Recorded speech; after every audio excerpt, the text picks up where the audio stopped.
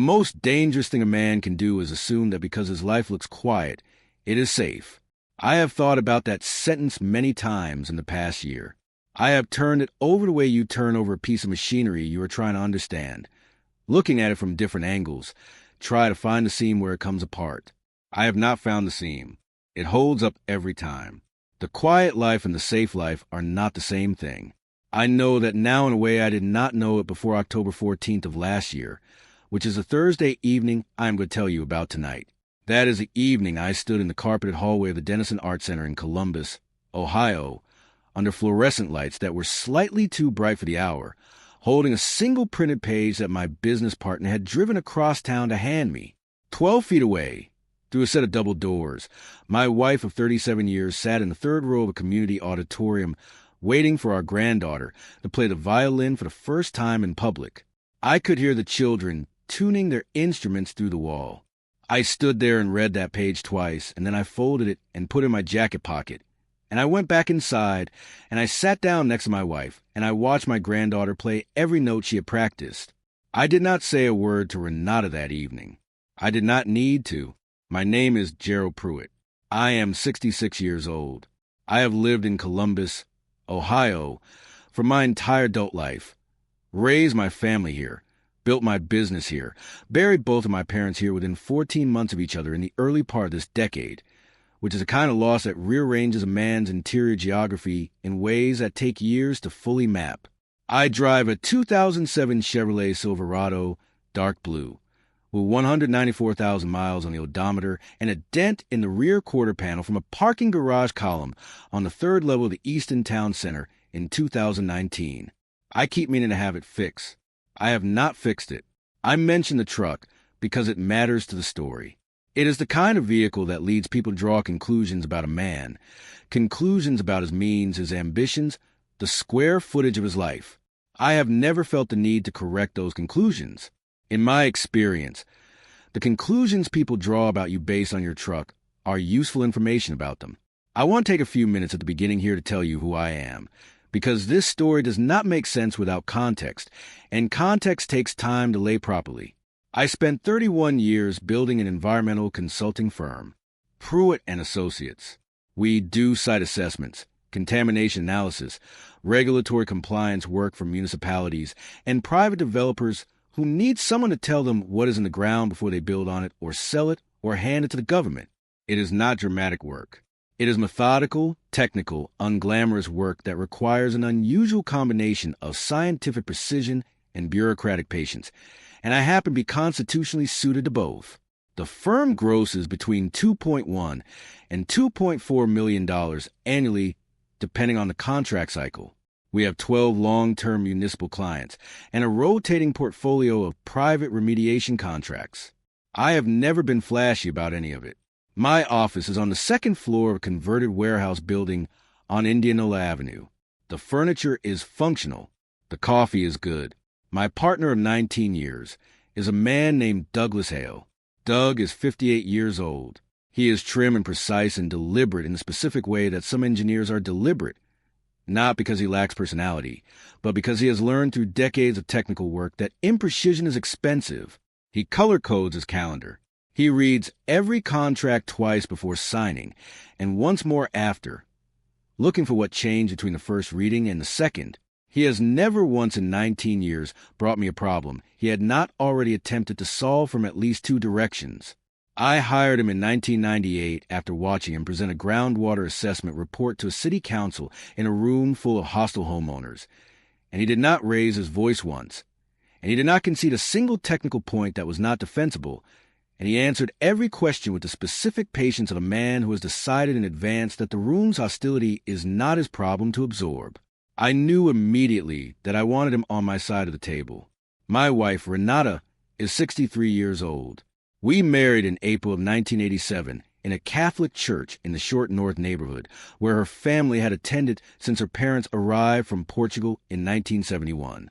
She is a graceful woman, and I want to be deliberate about that word, because this story is not about a woman who was obviously difficult to be married to. She was warm. She laughed at my jokes even when they were not funny, which is a quality I have always considered underrated in a spouse. She was an attentive mother to our son, Marcus, and she became an even more attentive grandmother when Lily arrived 7 years ago. She managed our household with the same quiet efficiency she brought to everything. She had access to our joint bridge account, a $340,000 operating account we used to manage cash flow between client payment cycles.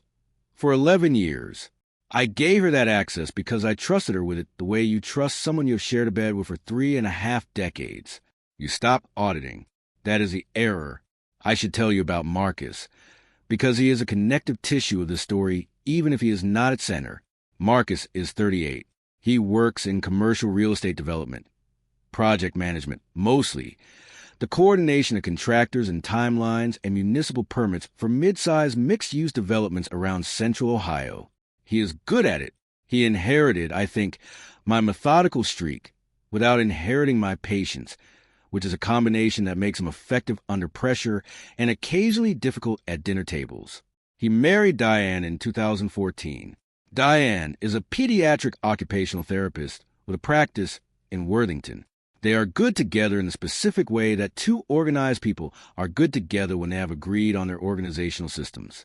Lily is their daughter, 7 years old, third grader, currently enrolled in violin lessons at the Denison Music School, and the reason that every major character in this story was in the same building on the evening of October 14th. I want to tell you about Lily for a moment, separate from the mechanics of what happened, because she deserves a moment that is just hers. She is a serious child. Not solemn, serious. There is a difference. She approaches things that matter to her with focused attention that I recognize because I have seen it in the mirror. When she started the violin lessons in August, she practiced every day without being asked. Not for long. 7-year-olds do not have long practice sessions, but every day, with concentration that her teacher told Diane she had never seen in a student that young. At my house, she once spent 40 minutes trying to tie a specific kind of knot she had seen in a book about sailing. She is 7 years old, and she has never been on a boat. She just wanted to understand the knot. She is the best thing I have been a part of building. Now, let me tell you how September began, because that is where the machinery of this story actually starts moving, even though I did not know at the time. Doug came to me on a Wednesday morning in the second week of September. He was sitting at the small conference table in my office with a printed spreadsheet and a yellow highlighter he had been using, and he had the expression he gets when he has found something that does not add up and has not yet figured out whether it's a data error or something else. He said he had been running the Q3 reconciliation, and the bridge account balance was lower than the payment cycle projected, not dramatically lower. Approximately $34,000 lower. He asked if I had made any draws he was not aware of. I told him no. He made a note. He said he would keep looking.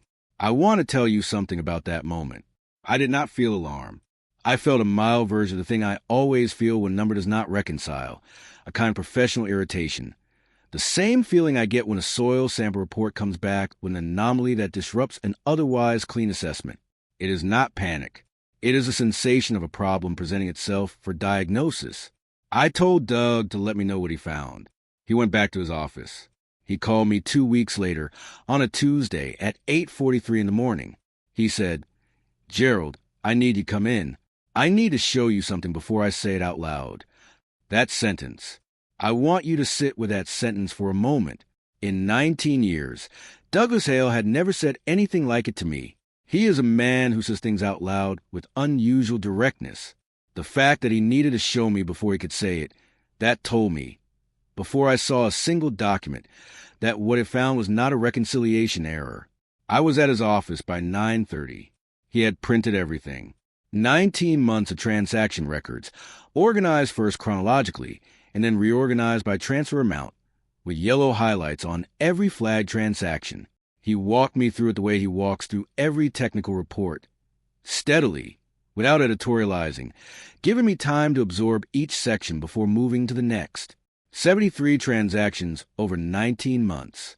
Wire transfers primarily, with 4 ACH transfers mixed in, amounts ranging from $4,200 to $31,000, all initiated from the bridge account using the online access credentials, all landing in a single account at a credit union in Westerville, Ohio. Total amount transferred, $387,400. I looked at the receiving account number. I did not recognize it. I looked at the account holder name. Renata Souza, her maiden name. I sat with that for what felt like a very long time, and was probably 45 seconds. Something in me went very still. Not the hot reactive kind of stillness that is really just anger with its coat on, a different kind, cold and specific. The kind that starts somewhere below the sternum and moves outward gradually until the entire interior of you is absolutely quiet, and you can see with a clarity that is almost uncomfortable, every edge sharp, every implication visible, every next step presenting itself in sequence like frames in a report. I said, "How confident are you in this?" Doug said, "Completely." I verified the receiving account through the credit union's public routing data. I confirmed the name matched through the account holder records Patricia pulled. He paused. "I called Patricia before I called you. I wanted a second set of eyes before I said anything. Patricia won. I will tell you about her in a moment." I said, "How long have you been sitting on this?" He said, 8 days. I nodded. I understood. 8 days was how long it took Douglas Hale to be completely certain. I said, "Thank you for being certain." He said, "What do you want to do, Gerald?" I told him I needed to make a phone call, and then I would let him know. I went to my truck. I sat in the parking lot of our building on Indianola Avenue for 18 minutes. The Silverado has a small crack in the lower corner of the windshield that I have also been meaning to fix. I looked at that crack for most of those 18 minutes, not because it was interesting, because I needed something to look at while the internal machinery ran its process without interruption. A man who has spent 30 years diagnosing broken systems knows that the most expensive mistake you can make is reaching for the solution before you fully understand the problem. You map it first. You identify every load-bearing element. You trace every connection. Then, and only then, you reach for the wrench. I called my attorney at 10:14 that morning. Robert Calloway has practiced family and business law in Columbus for 24 years. His office is on Fifth Avenue in a building that smells like old books and industrial carpet cleaner, which I find reassuring in a way I cannot fully explain. He is 61 years old, deliberate in his speech, and constitutionally opposed to anything that resembles urgency for its own sake. He once told me that the clients who move fastest always pay the most for it, and not usually in the way they expected. I have used Robert for every significant legal matter since 1999. He is the reason I still have the firm structured the way it is, a detail that becomes relevant later. I told him what Doug had found. I gave him the numbers. I gave him the account name. He was quiet for a moment, and then he said, in the specific measured tone he uses when he wants you to hear every word, "Do not touch the bridge account. Do not move money. Do not change any of your behavior toward her. Do not mention this to anyone who is not already in this conversation. Come to my office on Friday morning at 9 o'clock. I said I would be there. On Friday morning, Robert introduced me to Patricia One. Patricia is a CPA and certified fraud examiner who operates out of a firm in Dublin, Ohio. She is 47 years old, compact and efficient. With short dark hair and reading glasses, she takes on and off with the specific rhythm of someone who has spent 20 years moving between printed documents and computer screens. She asks questions in particular order, context first, then timeline, then specifics, and she writes down every answer before moving to the next question. She does not editorialize either, which I appreciate. She reviewed Doug's documentation, asked me 12 questions, and then told Robert she would need access to 30 months of transaction records and approximately 3 to 4 weeks to prepare a full forensic accounting report. Robert said that was acceptable. I signed the authorization that afternoon. If you have been listening for a while, do us one quick favor. Subscribe. A lot of people watch without ever doing it, but it costs you nothing, and it means everything to us. Hit the like button while you're at it, and drop your thoughts in the comments. I want to tell you about the weeks between that Friday and the evening of October 14th, because people sometimes assume that the waiting period in a situation like this is static. It is not. It is the most active part of the whole process. It just does not look like activity from the outside. I continued being Gerald Pruitt. I went to the office every morning.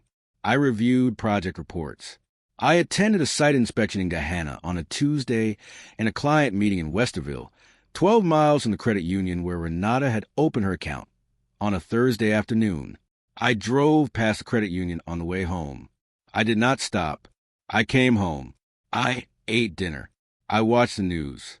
I went to bed at a reasonable hour. Renata moved through all of it beside me with the ease of someone who has no idea that the floor of the room has changed. We went to Marcus and Diane's for dinner on the first Sunday of October. Lily showed me a caterpillar she had found on a leaf in the backyard. She explained to me, with the gravity of a scientist presenting findings, that it would become a monarch butterfly if she left alone and the weather cooperated. I told her that was exactly right. She asked me how long it would take. I told her a few weeks, maybe a little longer depending on conditions. She considered this. She said, "So it's working on it even when we can't see it." I told her yes. That is exactly how it works. I thought about that on the drive home. Renata sat on the back porch with Diane during dinner, drinking iced tea and laughing about something I could not hear from the yard. I watched her laugh from 40 feet away, and I let myself feel exactly what I felt about it for about 4 seconds. The specific weight of 37 years, sitting across the table from a version of a person you apparently did not fully know. And then I went back to Caterpillar and the child explaining metamorphosis. Patient men are not men without feeling. I want that understood. Patient men are men who have learned, usually at some cost, that feeling and acting are two entirely separate decisions. Patricia's preliminary report arrived on a Monday in the second week of October. She had traced every flagged transaction. She had also identified 8 additional transactions that Doug's initial review had not caught. Smaller amounts, under $3,000, going back 26 months total rather than 19. Revised total, $412,800. She had documentation of the receiving account, confirmation of sole signatory status, transaction timestamps, and IP address logs from the online banking portal, showing that every transfer had been initiated from a device registered to our home network, specifically from Renata's laptop, which she used at the kitchen table every morning between 7:15 and 8:30 while I was in the garage or the shower. Patricia described the transaction pattern in her written report as, and I am paraphrasing here, because the technical language is specific, consistent with deliberate and systematic misappropriation of jointly held marital and business funds conducted over an extended period with deliberate variation in transfer amounts to avoid automated flagging thresholds. Robert reviewed the report that same afternoon. He called me at 4:47. He said, "We have everything we need. How do you want to proceed?"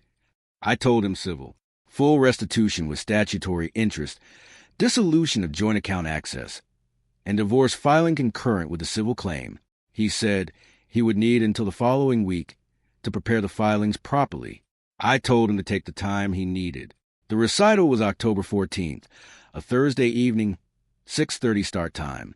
Lily had been preparing for it since August, and the family group text Diane had sent in late summer had been in my calendar since the date arrived. I was not going to miss it. Nothing that was happening in my professional and legal life was going to make me miss my granddaughter's first public performance.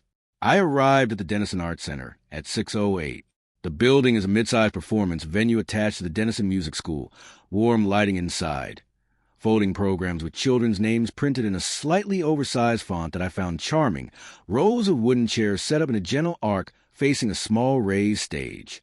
I found my seat in the 3rd row, left of center, which gives a clear sight line to the stage without the neck angle of front row seats. I have attended enough events in that kind of space to know where to sit. Renata had a hair appointment that afternoon and said she would meet me there. She arrived at 6:21, sat down beside me, took my hand briefly in the way she does in public spaces, and began reading the program. She smelled like the salon, that specific chemical floral combination I had associated with her since before our children were born. I held her hand for a moment, then I let it go. At 6:29, Douglas Hale appeared at the end of my row. I want to be precise about this moment because it is the center of the story and it deserves precision.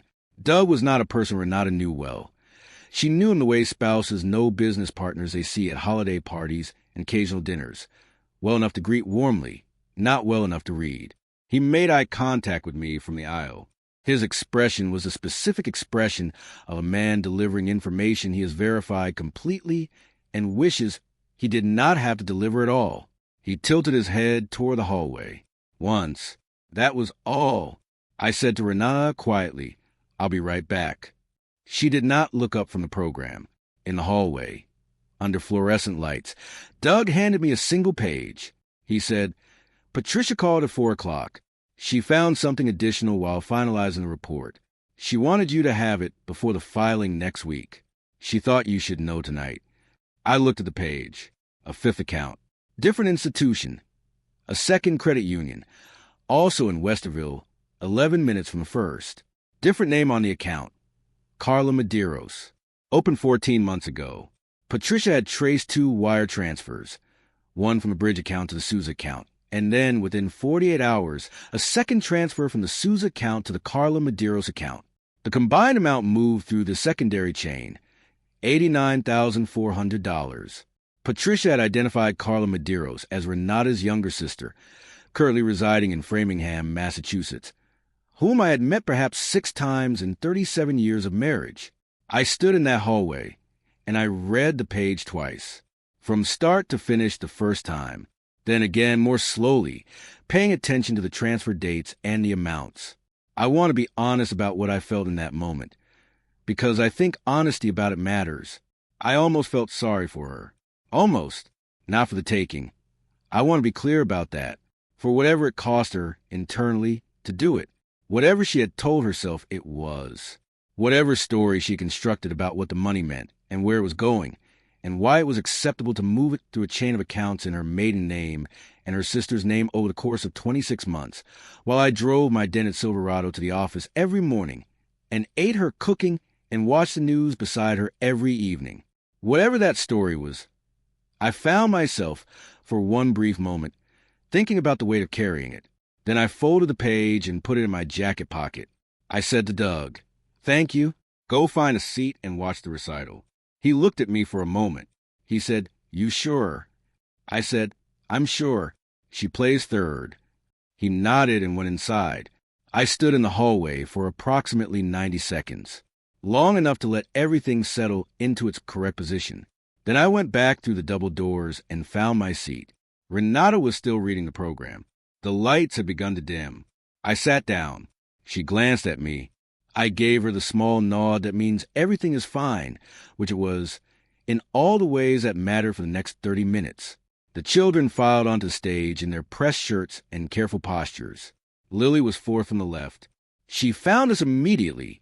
Scanned the third row with the specific focus of a child looking for a single face in a room, and when she found me, she raised one hand in a wave that was equal parts greeting and reassurance-seeking. I raised mine back. She squared her shoulders and put the violin under her chin. She played beautifully. Every note she had practiced, without looking at the audience once, the way her teacher had taught her, until the bow came down at the end, and she lifted her chin and looked directly at me again. I gave her a thumbs up. She broke into the grin that 7-year-olds produce when they have done something difficult and come out the other side of it intact. Renata called me 38 times that night. Here is the sequence. After the recital, we went to Marcus and Diane's house for a small celebration. Cake. Lily, still in her recital clothes, explaining to anyone who would listen exactly how she had remembered which string to start on. I was present. I ate cake. I watched my granddaughter accept compliments with a specific combination of pride and embarrassment that is the exclusive province of 7-year-olds who have just performed publicly for the first time. At 9:12, I told Marcus I was tired and drove home. At 9:44, I called Robert Calloway at his cell number, which he has given standing instructions to use when necessary. I told him about the fifth account and the Carla Medeiros identification. He was quiet for 4 seconds. He said, "That changes the scope of the civil filing and may create a secondary referral obligation. Give me until morning." I said that was fine. At 10:02, I sent a message to Stephen Park, my branch manager at our primary bank, a man who has handled the firm's accounts for 9 years and who I knew from experience reads his messages in the evenings. I requested an immediate administrative hold on the bridge account pending legal review. He confirmed the hold at 10:28. At 10:41, I called Doug and asked him to flag the Q4 operating cycle as temporarily paused and route any incoming client payments to the firm's secondary operating account until he heard otherwise from me or from Robert. He said he would do it first thing in the morning. I thanked him and hung up. Renata came home at 11:09. I was in the kitchen. She came to the door and looked at me, and I could see, in the specific way you can see it in someone you've lived with for 37 years, that some instrument inside her had registered a change in the atmosphere of the house that she could not yet name. She said, "You left early." I said, "I was tired." She went to the counter for a glass of water. I heard her set it down with slightly more force than the moment required. She went upstairs. Her first call to my phone came in at 11:31. I let it go. The second at 11:38. The third at 11:42.